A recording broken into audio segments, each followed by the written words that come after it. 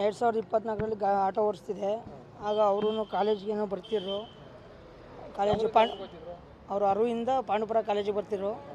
ನಾನು ಬನಗಡಿಯಿಂದ ಪಾಂಡುಪುರ ಮಾಮೂಲಿ ಆಟೋ ಓಡಿಸ್ಕೊಂಡಿದ್ದೆ. ಯಾವುದೇ ಗಾಡಿ ಹೋಯ್ತಿದ್ರು ಆ ಗಾಡಿಗೆ ಹತ್ತಿರಲಿಲ್ಲ, ಅವರು ನಮ್ಮ ಗಾಡಿನೇ ಹತ್ತಿ ಬರ್ತಿದ್ರು. ಆವಾಗ ನಮ್ಮದು ನಂಬರ್ ಅವರೇ ತಗೊಂಡು ಫೋನ್ ಮಾಡಿ ಲವ್ ಮಾಡ್ತಾನೆ ಅಂತ, ಇಷ್ಟಪಡ್ತಾನೆ ಅಂತ ಹೇಳಿದ್ರು. ನಾನು ಒಪ್ಕೊಂಡೆ. ನಮ್ಮ ಮನೆಯವ್ರಿಗೆಲ್ಲ ಒಪ್ಪಿಸಿ ಹಿಂಗೆ ಮಾಡ್ತಾಯಿದ್ದೀನಿ ಅಂತ ಕೇಳಿದೆ. ಅವ್ರ ಕಡೆ ಹೆಂಗೆ ಏನು ಅಂತ ತಿಳ್ಕೊಂಡು ಏನೋ ಇದು ಮಾಡ್ಕೊಳ್ಳೋದಂತ ಅಷ್ಟೊಳಗೆ ಆ ಹುಡುಗಿನ ನಮ್ಮ ಮನೆ ಹತ್ರ ಬಂದ್ಬಿಟ್ಟಿತ್ತು.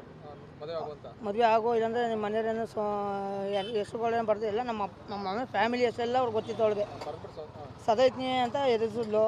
ಹೋಗಿ ಕೇರ್ಪಡೆ ಹತ್ರ ಒಂದು ಸಂಬಂಧಿಕರ ಮನೆ ಇದ್ದೆ ನಾನು. ಅಲ್ಲಿ ಇದ್ದಾಗ ಶ್ರೀರಂಗಪಟ್ಟಣ ಕಡೆ ಇದರಿಂದ ರೂಲ್ ಸ್ಟೇಷನಿಂದ ಫೋನ್ ಬಂತು. 5:15 ಅಷ್ಟೇ ಎಲ್ಲಿ ಇರು, ಕರ್ಕೊಬರೋಕು ನೀನು ಅಂದರು. ಕರ್ಕೊಬೋದೆ. ಅಲ್ಲೂ ಪ್ರಶ್ನೆ ಮಾಡಿರೋರು. ಅವರು ಒಂದು 50 ಜನ ನ್ಯಾಯಸ್ಥರು ಬಂದರು ಹುಡುಗಿ ಕಡೆಯಿಂದ. ಅವ್ರ ಮುಖಾಂತರ ನಿಲ್ಲಿಸ್ಬಿಟ್ಟು ಕೇಳಿದ್ರು, ನೀನು ಇಷ್ಟಪಡ್ತಾಯಿದ್ದೀವಿ, ಅವನೇ ಕರೆದ್ನೋ ನೀನೇ ಬಂದು ಅಂತ. ಇಲ್ಲ ಸರ್, ನಾನೇ ಕರೆದೆ, ನಾನು ಹಿಂಗೆ ಸೂಸೈಡ್ ಮಾಡ್ಕೊತೀನಿ ಅಂತ ಎದುರಿಸ್ದೆ. ಅವ್ರು ಬಂದು ಕರ್ಕೋಬೋದ ಸರ್ ಅಂತ ಅವರೇ ಒಪ್ಕೊಂಡ್ರು. ಅಲ್ಲಿ ಅವರು ನಿಮ್ಮ ಹುಡುಗಿನ ನೀವೇ ಕರ್ಕೋಗಿ ಆ ಹುಡುಗಂಗೆ ಮದುವೆ ಮಾಡಿ ಅಂತ ಕೇಳಿದ್ರು. ಅವಾಗ ಅವ್ರು ಒಪ್ನಿಲ್ಲ. ಅವರು ನಮ್ಗೆ ಬೇಡ, ನಮ್ಮ ಹುಡುಗಿನೇ ನಮಗೆ ಯಾರೂ ಹುಟ್ಟೇ ಇಲ್ಲ ಅಂತ ಅಂದ್ಬಿಟ್ಟು ನಮ್ಮ ಅಣ್ಣವ್ರ ಜೊತೆ ಕಳಿಸ್ಬಿಟ್ಟು ಅವರು ಹುಡುಗ ನೀವೇ ಜವಾಬ್ದಾರಿ ತಗೊಂಡು ನೀವೇ ಮದುವೆ ಮಾಡೋಕೆ 18 ವರ್ಷ ತುಂಬಿದ ಮೇಲೆ 3 ತಿಂಗಳಾದಮೇಲೆ ಮದುವೆ ಮಾಡೋಕೆ ಅಂತ ಅಂದರು. ಆಮೇಲೆ ನಮ್ಮ ದೊಡ್ಡಮ್ಮನ ಮಗ ಅಂತ ಅವ್ರೆ ಪಾಪಣ್ಣ ಅಂತ, ಅವ್ರ ಮನೆಗೆ ಕಳಿಸಿ ಅಲ್ಲಿ ಇರಿಸಿ ಆಮೇಲೆ ನಾವು ಮದುವೆ ಆದ 18 ವರ್ಷ ಆದಮೇಲೆ 4 ತಿಂಗಳಾದಮೇಲೆ ಮದುವೆ ಆದ. ನಾ ಮದುವೆ ಆಗಿ 1 ವರ್ಷದ ಮೇಲೆ 5 ತಿಂಗಳಾಗಿದೆ. ಇಲ್ಲೇ ಇದು ದೊಡ್ಡಬೇಡಹಳ್ಳಿ ಹತ್ರ ಬೊಂಬಪ್ಪನ ದೇಶ. ಸಿಂಪಲಾಗಿ ಯಾರೂ ಇಲ್ಲ, ನಮ್ಮ ಮನೆಯವರು ಇಲ್ಲ, ಅವ್ರ ಮನೆಯವರು ನಾವೇ ಮದುವೆ ಆಗ್ಯದ. ನಮ್ಮ ಬಾವವ್ರ ಮನೆಯವರು ಒಂದು 7 ಜನ ಇದ್ರು ಅಷ್ಟೇ. ಅವರೇ ನಿಂತು ಮದುವೆ ಮಾಡಿಸ್ಕೊಟ್ರು. ಎಲ್ಲ ಚೆನ್ನಾಗಿದೆ ಸರ್.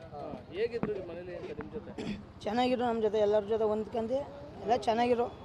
ಅಷ್ಟೆಲ್ಲ ಆದಮೇಲೆ ಹಿಂಗೆ ನನಗೆ ಕೈ ಬಿಡ್ದಂಗೆ ಇಷ್ಟಪಟ್ಟು ಮದುವೆ ಆಗಿದೆ, ನಾನು ಹಂಗೆ ಇರ್ತೀನಿ ಅಂತ ಹೇಳಿದ್ರು. ಅಷ್ಟೇ ಈ ಥರ ಮಾಡಿ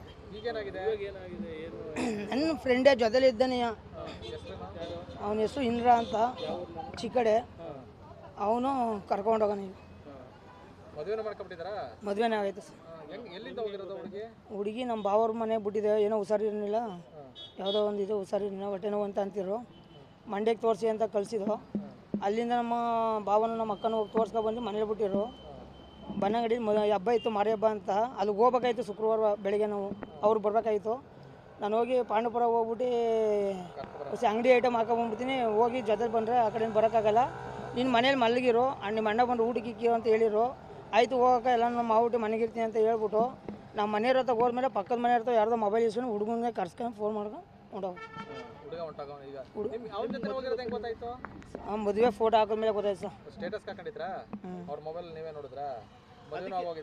ಮದುವೆನೇ ಆಗೋಯ್ತು ಸರ್. ಹೌದು ಸರ್.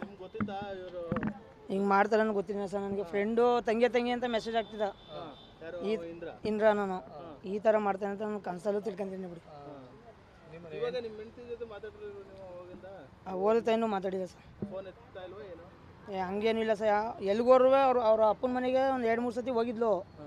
ಅಲ್ಲಿಗೆ ಹೋದ್ಮೇಲೆ ಅವ್ರು ಏನೇ ಇದು ಮಾಡ್ರೂ ಫೋನ್ ಅವ್ರು ಇರ್ತಾವೆ, ಫೋನ್ ಇಸ್ಕೊಂಡು ನನ್ನ ಜೊತೆ ಮಾತಾಡೋಳು. ಬಂದು ಕರ್ಕೋಬ, ಏನಾರು ಹೇಳ್ಬಿಟ್ಟು ಕರ್ಕೋಗಿ ಮನೆಗೆ ಬರ್ತೀನಿ ಅಂತ ಹೇಳೋಳು.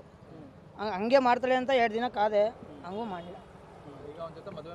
ಮದುವೆ ಆಗಿದೆ. ಹೌದು ಸರ್, ಕೈ ಕೊಟ್ಟು ಇನ್ನೊಬ್ರಿಗೆ ಯಾವುದೇ ಕಾರಣಕ್ಕೆ ಈ ಥರ ಆಗಬಾರ್ದು ಸರ್. ಅದಕ್ಕೆ ಈ ಥರ ಇದು ಮಾಡಿದೆ. ಒಡವೆ 22 ಗ್ರಾಮು, 1 ಲಕ್ಷ ಕ್ಯಾಶ್. ಅದು ಕೊಡಿಸ್ಬಿಟ್ಟು ನಮ್ಗೆ ಏನೈತೆ ನಮ್ಗೆ ಎಲ್ಲದಕ್ಕೂ ಸೈನ್ ಹಾಕ್ಸ್ಬಿಟ್ಟು ಅವ್ನು ಕರ್ಕೋಗಿ ಮಡಿಕಲ್ಲಿ ಬಿಡಿ ಸರ್. ಡೈವರ್ಸ್ಗೆ ಇದು ಮಾಡಿ. ಇಷ್ಟೊಂದು ಪ್ರೀತಿ ಮಾಡಿ ಮದುವೆ ಆದಂಥ ಹುಡುಗಿ ಇವಾಗ ನೋಡಿದ್ರೆ ಈ ಥರ ಹೊಂಟೋಗ್ಬಿಟ್ರೆ ಹೇಗೆ ಅಂತ ಅವಳಿಗೋಸ್ಕರ ಮನೆ ನೋಡ್ರೆ ನೀವು ಇದು ಮಾಡ್ರಿ. ಅವಳಿಗೋಸ್ಕರ ಅವ್ಳು ಬತ್ತಾಳೆ ಅಂದ್ಬಿಟ್ಟು ಮನೆಯನ್ನು ರೆಡಿ ಮಾಡಿಸಿದೆ 4 ಲಕ್ಷ ಖರ್ಚು ಮಾಡಿ. ಮದುವೆಗೆ ಮುಂಚೆ ಅವಳಿಗೋಸ್ಕರ ಬರ್ತಾಳೆ ಅಂದ್ಬಿಟ್ಟು ಎಲ್ಲನೂ ಮಾಡಿಸಿದೆ ಸರ್. ಹೆಂಗೆ ಈಗ ನಿಮ್ಮದು ಮದುವೆ ಬೇರೆ ಹೆಂಗೋ ಮದುವೆ ಆಡ್ಕೊಂಡು ಚೆನ್ನಾಗಿರ್ಬೋದಾಗಿತ್ತು. ಈಗ ಲವ್ ಮಾಡಿ ಮದುವೆ ಆಗುತ್ತೆ, ಹಿಂಗಾಗುತ್ತೆ. ಮುಂದೆ ಹೆಂಗ ನಮ್ಮ ಜೀವನ ಕಟ್ಕೊತಿ ಬಿಡಿ ಸರ್. ಅವ್ರು ಹೆಂಗೋ ಚೆನ್ನಾಗಿರಲಿ, ಏನೋ ಮಾಡ್ಕೊಲಿ ಬಿಡಿ ಸರ್. ನಮ್ಗೆ ಏನೈತೆ ನಮಗೆ ಏನು ಎತ್ಕೋಗ್ರೆ ಅದೆಲ್ಲದಕ್ಕೂ ನಮಗೆ ಮುಚ್ಚಟ್ಕೆ ಏನೋ ಬರ್ಸ್ಕೊಬಿಟ್ಟು ಕರ್ಕೋಲಿ. ಅವನು ಏನೋ ಮಾಡಿ ಡಿವೋರ್ಸ್ಗೆಲ್ಲ ಇದು ಮಾಡ್ಕೊಳ್ಳಿ ಸರ್. ಅವನು ನಿಮ್ಮ ಫ್ರೆಂಡು ಅವನು ಮಾತಾಡಿಲ್ವ ಇವಾಗ ನಿಮ್ಮ ಜೊತೆ? ಫೋನ್ ಮಾಡಿಲ್ವಾ? ಅಷ್ಟೇನು ಫ್ರೆಂಡ್ ಇಲ್ಲ ಸರ್. ಆಟೋ ಓಡಿಸ್ಬೇಕಾದ್ರೆ ಏನೋ ಓಡಿಸ್ಬೇಕಾದ್ರೆ ಎಲ್ಲ ಜೊತೆಲಿದ್ದ ಒಂದೇ ಸ್ಟ್ಯಾಂಡು. ಅವ್ರಿಗೆ ಸರ್ ಆಟೋ ಓಡಿಸ್ಬೇಕಾದ್ರೆ ಇದು ನಮ್ಮ ಮನೆ ಹತ್ರ ಒಂದು ಗಲಾಟೆ ಆಗಿತ್ತು. ಆ ನ್ಯಾಯಕ್ಕೆ ಅಂತ ನಮ್ಮ ಚಿಕ್ಕಮ್ಮನ ಮಗ ಕರ್ಕೊಬಂದಿದ್ದವನ್ನ ಕರ್ಕೊಬಂದಿದ್ದಾಗ ಏನೋ ಮನೇಲಿ ಊಟ ಮಾಡ್ಬೇಕಾದ್ರೆ ಈ ಥರ ನಂಬರ್ ಇದು ಮಾಡ್ಕೊಬಿಟ್ಟು ಅಂದರೆ ಫ್ರೆಂಡ್ ಹೆಂಡ್ತಿಗೆ ಕಣ್ಣು ಹಾಕ್ಬಿಟ್ಟು ಕರ್ಕೊಂಡು ಹೊಂಟೋದ. ಫಸ್ಟಿಂದು ಪರಿಚಯ ಐತೆ ಅವ್ರಿಗೆ ಮೆಸೇಜ್ ಮಾಡ್ತಿದ್ನಲ್ಲ ಅವಾಗ ಮೆಸೇಜ್ ಮಾಡ್ತಿದ್ದೆ ಸರ್ ನಂಗೆ ತಂಗಿ ಆಗ್ಬೇಕು ನಂಗೆ ಯಾರೂ ತಂಗಿ ಇರಲಿಲ್ಲ ಇನ್ನು ಒಬ್ಬಳೇ ನನಗೆ ತಂಗಿ ಅಂತ ಹಿಂಗೆಲ್ಲನೂ ಮೆಸೇಜ್ ಆಗ್ತಿದ್ದೆ ಸರ್. ನಿಮ್ಮ ಮುಂದೆ ನಂಗೆ ನನಗೆ ಮೆಸೇಜ್ ನೋಡಿದ್ದು ನಾನು ರಕ್ಷಾಬಂಧನ ಟೈಮಲ್ಲೇ ಅದು ಒಂದು ವೀಡಿಯೋಸ್ ಹಾಕ್ಬಿಟ್ಟು ನನಗೆ ತಂಗಿ ಯಾರೂ ಇಲ್ಲ ನೀನೇ ನಂಗೆ ತಂಗಿ ಈ ಥರ ಎಲ್ಲ ಮೆಸೇಜ್ ಮಾಡಿ ತಂಗಿನೇ ಕರ್ಕೋಗೋನೆ ಸರ್ ಈಗ ಅವನು.